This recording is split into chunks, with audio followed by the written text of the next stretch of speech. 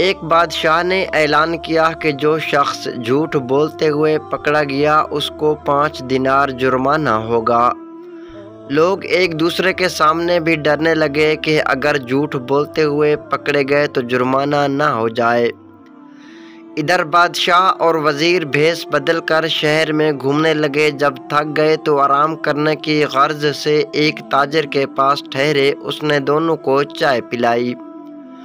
بادشاہ نے تاجر سے پوچھا تمہاری عمر کتنی ہے؟ تاجر نے کہا 20 سال۔ تمہارے پاس دولت کتنی ہے؟ تاجر نے کہا 70,000 دینار۔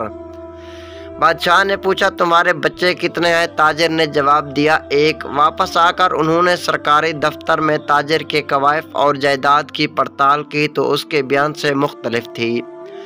بادشاہ نے تاجر کو دربار میں طلب کیا اور وہی 3 سوالات دہرائے۔ تاجر نے وہی جوابات دیے۔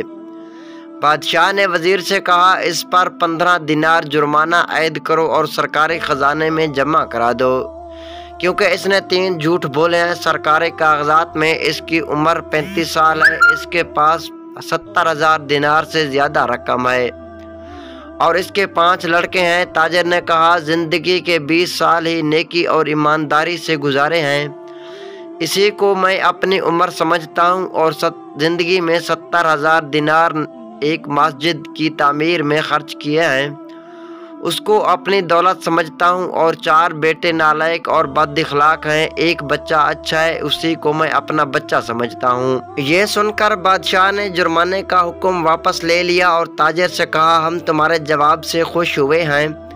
وقت وہی شمار کرنے کے لائق ہے جو نیک کاموں میں گزر جائے، دولت وہی قابل اعتبار ہے جو راہ خدا میں خرچ ہو، اور اولاد وہی ہے جس کی عادتیں نیک ہوں۔